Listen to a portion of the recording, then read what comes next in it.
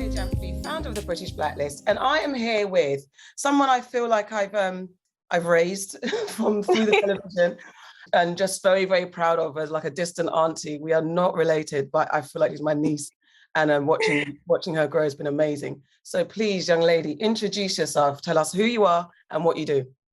Hi, I'm Nella Rose. I am a presenter on Catfish UK. And yeah, I'm just here living life. Is that the extent of your title? You do so many more things. I know. So obviously I'm a YouTuber, I'm a presenter, I'm an advocate for the plus size ladies. And yeah, that's me. In a nutshell. But you're also like a huge, which is, I'm putting that whole auntie pressure on you as well, a very big inspiration to a generation of young people, especially coming through the YouTube era. I heard of you through my daughter. So Wow. she used to watch you religiously when you were doing your shows on YouTube for uni. And, you know, there's a lot of nonsense that you young people watch. And I'm just like, oh, what is this nonsense? Turn it off, get it off. But with yours, I have, with no lie, no cap, as the kids say, genuinely really enjoyed your YouTube shows and just thought you did. And actually, one of my good friend's daughters, Sugar, I'm going to forget her bloody name, it's going to annoy me. I'll come back. But she was in your, I think she was in your uni at the time as well. So she was sat in the background of one of your videos, which was quite cute. When you look back on that time, what are you most proud of? It's kind of hard to pinpoint, but I'm most proud of the impact that I've managed to make. Most of it was actually accidental, if I'm being honest. Most of it was just me addressing the stuff that I go through, and it's actually managed to help a lot of people. Weirdly, because it wasn't my aim. My aim was just to share my story. But yeah, I'm really proud of the amount of people I've been able to touch. I feel like YouTube has helped me find my purpose in life. And I guess that's my purpose now, to help people that can relate to me, really. Did you ever find it difficult because you were kind of living, I think I read somewhere that you, after a while, you're like, you know what, I'm not motivated to do any more of those type of videos. And people do go through that journey where it's your whole life, it's fun, it's an accident in the beginning. It then becomes, oh my God, it's amazing. Then it becomes, okay, this is a job. Then it becomes, okay, you know what, I've had enough of this now. Yeah. Along that roller coaster, how did you manage that kind of transition where you realize that actually, actually, let me ask, you know, when did it become less fun and less like, this is fun I'm doing with my friends? And I think that's what a lot of influencers or people who become successful from something that wasn't planned. It can be a bit of a shock or pressure, I don't know, to kind of keep it going, especially when you might not want to do it anymore. I mean, it's always been fun for me. Always been fun for me. I feel like the only thing that's actually really changed is the pressure that I put on myself, especially with my YouTube channel. Before, back in the day, I could just make videos and just edit them roughly and just post them. But I feel like now at the stage that I've gotten to, I had to take a break because I really wanted to plan out my content and give them quality and not be lazy and just, you know, if I just do a haul where I try on clothes, I know that's going to do well. So I'm just going to do that quickly and post it. Now it's like, I have to be like, okay, no, I want to get production. I want to find nice locations. I want to try different things. So it's always been fun. It's just that I just want to up the quality and up the content. So I decided to remove myself from the platform until I can come back with stuff that people actually really enjoy. That's not repetitive. Like, you know, the same things I've been doing over the years. I want to kind of do bigger and better things on my channel that's like even more entertaining. I mean, that's fair. That's a really, really strong point, because it is, you can get caught up in the routine of it and what's successful and what makes you either money or gets you more attention, the likes and stuff like that. And it's that bit where it becomes routine and boring and stale, where especially creatives that are like, have got more ambition, it's like that can add added pressure. And sometimes, of course, people to leave the space because it's not what you want to do. Have you ever had that feeling like, you know what, I want to quit today, it's too much? No, I've had thoughts about taking breaks, but never quitting, never ever quitting, because obviously content creation to me is my passion. And also, like, my YouTube is kind of like a diary of my life. Like, oh my God, I looked like this in 2016. Oh my God, remember we went on this holiday in 2017, this, that, and the other. So it's like a diary of my life. So I would never want to quit. Money has never been a motivation for my YouTube channel ever. So that's why I can take a long break because I don't do it for the money. I do it for the quality of the content and stuff like that. So yeah, no, I've never wanted to quit. I'm actually a YouTuber at heart. Like, I'm a YouTuber at heart. I can't quit. It's not in my goals. And listen, honestly, we don't want you to, because like I said, it's just been amazing. I think, and the impact, the power of you was one time, I think you and I were at a junket. I don't know if you remember, we were at a junket. I can't remember what junket it was. And I was like, oh my God, I was gassed to see you. I was like, oh my God. And I said, please, let me just call my daughter.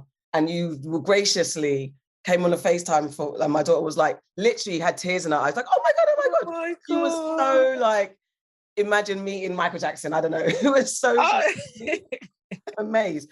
No, I mean, I can keep sending you praises, but yeah, I'm really, really impressed with what you've done and how you've done it. But what's the thing? What made you even think that you should put yourself on camera? Because it's not like, you know, we're both African heritage.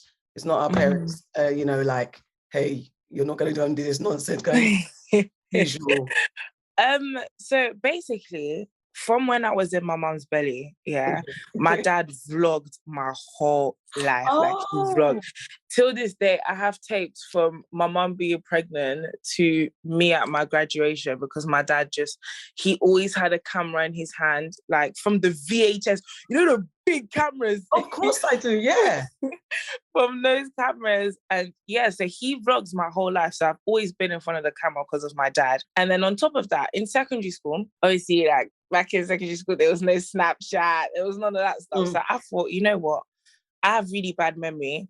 All these memories of secondary school are fading away. So what I'm going to do, my dad bought me a camera. I said, I'm going to vlog the whole of secondary school, and I'm going to make like a massive video, and I'm going to sell it on results day. So that was my first vlog, because I've always been about creating memories and sharing the banter that I have with my friends, with other people, because I always think, we can't be the only ones laughing at this. Like, people have to laugh with us. So yeah, I feel like I've been in front of the camera and behind the camera for a long time. That's why I said, like, being a YouTuber is like, it's part of me. Because even if YouTube wasn't a platform, I would still, the amount of tapes I have of everything and everyone, do you know what I mean? So it's always been a part of me, because my memory is so bad. No, it's actually so terrible.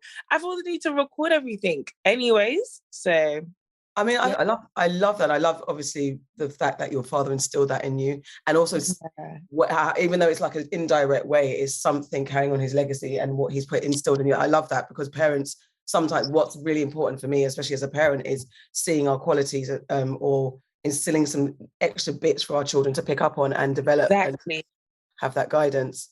Did you ever speak to, like, did you have those conversations about that kind of developing your content, and any advice or guidance from your parents about that, what you were doing? Yeah, it was really weird, because obviously with us having African parents, like, the normal stigma is, oh, you have to go to university, you have to be a doctor, you have to be a lawyer, this, that, and the other. But it was different with my parents, because my parents have always known that I was a creative. Even though I was really smart at school, I got A stars, A's, B's, even at A levels, I was getting A stars, but they knew that I was always going to do something other than that. Like, my mom, she would always call me like her star, because she knew that, yeah, this girl's smart, she's getting all the grades, but I feel like she's going to do something else. So for example, my first vlog, the group vlog that I done with my friends, when we was talking about like first year of university, my mum was showing everyone at church, like, look at what my daughter's doing on YouTube, look what my daughter's doing on YouTube. So they've always been really supportive, which I was actually really shocked by from my mum, because I know my mum said that I have to go to uni because she didn't come all the way to the UK for me to not go to uni, innit? So I went to uni, but she always saw it as a backup for me, because she didn't know exactly what I was going to do, but she knew I was going to do something outside of like the academic role. And my dad's just always been supportive. Like, that man is crazy. Fam, bear in mind, I can't sing, yeah? I told my dad I wanted to be a singer. He bought me a microphone. I told my dad I wanted to be a fashion designer. He bought me a sewing machine. Like, any sort of avenue he saw me going down, he would always support it. So when he saw that I was going down the avenue that he really loves, because he was always into like cameras and stuff like that, he was just super like supportive. Like, when the uncles would come to the house, he'd put on my channel, and I was like, Dad, do you know what I'm saying? Like, exactly. Could you not play that? But that is, I think that's actually beautiful and very inspiring for any parents out there that don't see the vision. Please see the vision; it's very important. Yeah. I mean, like, I don't want to fast forward through everything, but let's kind of jump to what you're currently got going on now, being a co-presenter of Catfish UK. Can I just say something? I don't like reality shows, yeah. So no, they get on my nerves. They get on my nerves. I'm old enough to know when the first Big Brother have watched the first Big Brother episode. So, I should say. So I remember those when reality shows were about the reality of it all, the truth of it all. But then it started to turn into this kind of commercialized. People are doing nonsense just to get attention. So when it started to get to that extent, I didn't like it. So any type of reality show, I kind of side eye. So I say all that to say I've not ever watched Catfish, but because you are a co-host, I will watch it. I will watch episodes because of you. So this is you can. Oh, that's amazing. But tell me, what's the premise of Catfish, please? So basically, as you know now, the majority of us are online, right? Yeah. And not only are you online, you're online on several different platforms.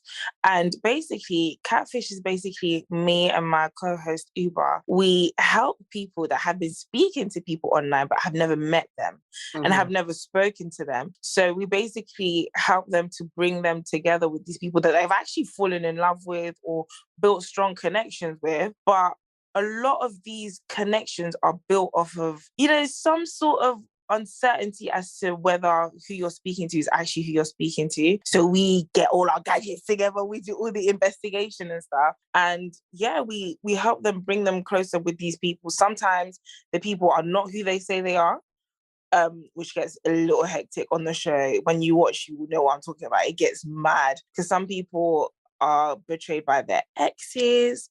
On this season, we've had family members. It's been crazy. But we've also had circumstances where it's actually the people that they were talking to were actually the people that they were talking to. So they didn't lie. They just, some people have confidence issues. Some people just don't like FaceTime.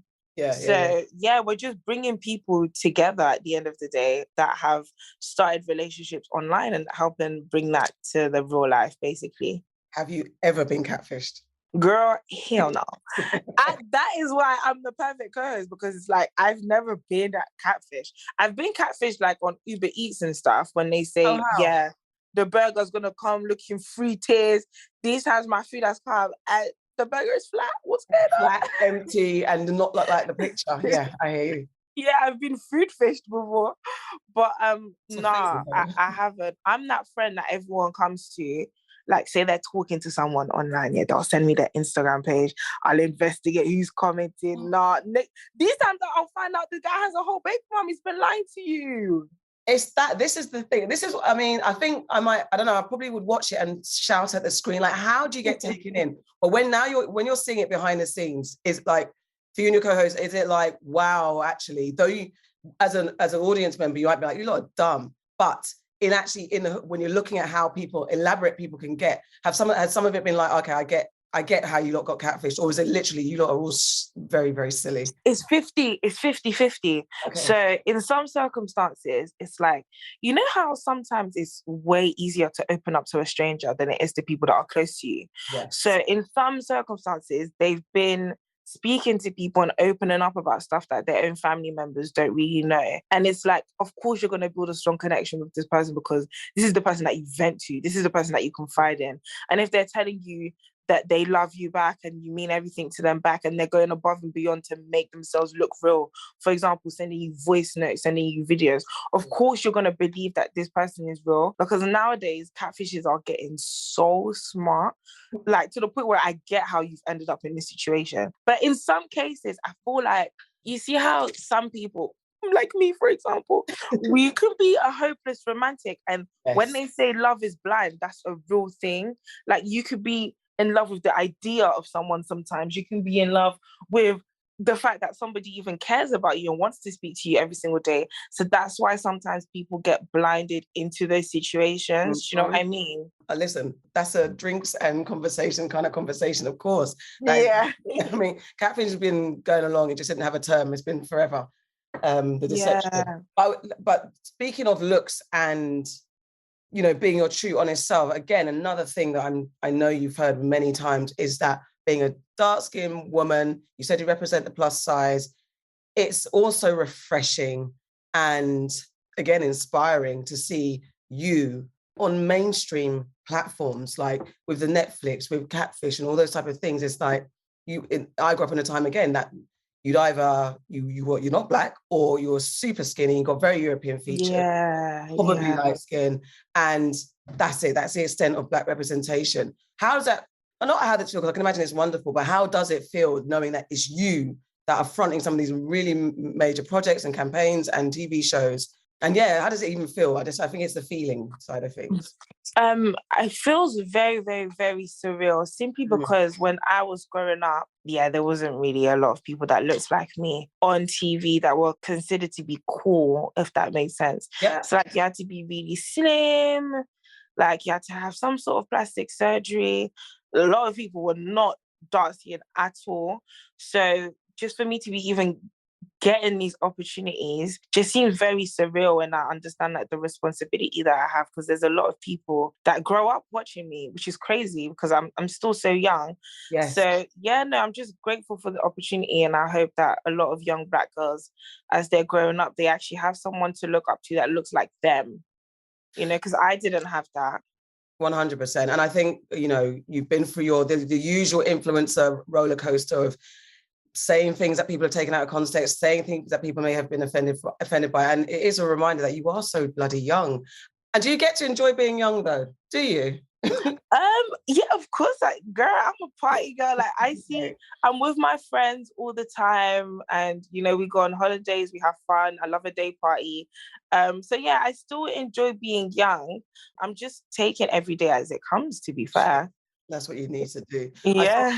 I saw that Cardi B had retweeted you. And I was like, because I think I sent it to Ruby and the guys at Vamp. I was like, look, Cardi B's retweeted Nella. And they're like, oh my God. So I was like, that's huge. But who's been your biggest kind of celebrity fan that's kind of gassed you, amazed you, shocked you that they even know who you are?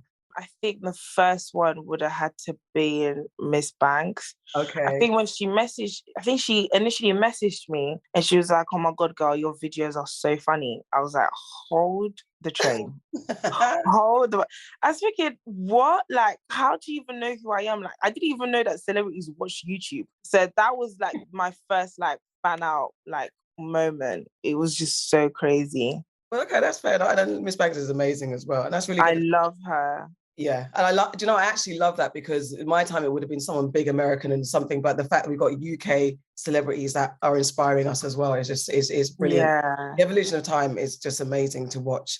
As time is tight, I've got some quick fire questions to ask you, and then I'll let you go on. So getting to know you, this is what we want to get into, just, you know, from an arts perspective. Have you got a favorite book that you've got to have with you wherever you go? Like wherever you move, you'll have that on your bookshelf. Oh, 48 Laws of Power. Has to be.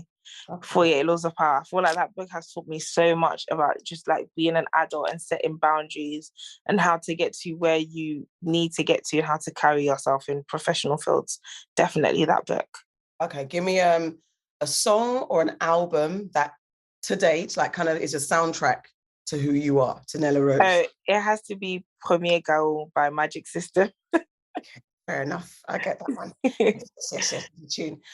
Give me a stage performance, like the first stage performance that you saw that had kind of like an impact on you, and it could have been, you know, a concert, a play, or anything that you saw on stage that was like, oh my God, that's amazing. When I saw Cardi B at the 2019 BET Awards, simply because everything that people were saying about her, that she can't rap, that she used to be you know, a dancer, this, that, and the other. And she outperformed all the men. Like, it was crazy. And that was just very motivational for me, because it just shows that you could be the underdog and still overperform everyone, you know? So you just have to believe in yourself and invest in your craft. So Cardi B's performance was really amazing for me. I like that. And give me a TV show or film that whenever it's on, you will watch it, even though you've watched it 1,000 times and know the words. Catfish. I've been watching Catfish since I was in year 9. Wow. So it's like, I've been hooked on it. I've been hooked on it for years now. Years. And it's crazy because when I first started watching it, I had to had to be downstairs at a specific time to watch it on MTV. But now I can just watch it on YouTube and stuff like that. So yeah, I'm gassed. And that's actually amazing. So when you got the like, hey, this opportunity's come up, were you literally backflipping? Backflipping, I was throwing up. I said, wait, this can't be real. I said, this can't be real. I said, wait, my favorite TV show, like, how am I going to even be on there? All this stuff. But yeah, it's been so surreal, to be honest. That's amazing. That's like prep work. So you're the perfect host. Perfect. Literally. All right. What's made you sad, mad, and glad this week so far? What's made me sad is that I placed an order and it never came. I know it might sound... No, honestly, that's real. No, this Jubilee weekend has stopped a lot of orders being placed. Sad. What's made me mad is, I gotta pay taxes again, girl. And what's made me glad is all my hard work, me and Oobah's hard work for the past 6 months. It's finally being aired tonight. So I'm really excited about that. A little nervous, but I'm really excited. Girl, I think everyone's going to respond fantastically to you because you are amazing. And I think we really, we definitely appreciate you. I'll speak for everybody. I don't care. But yeah, no, thank you. I think just really appreciate your work ethic. And I think, yeah, you're doing a good job, young lady. Appreciate you. Oh, thank you, Akio. You've been amazing. I know, you're amazing, girl.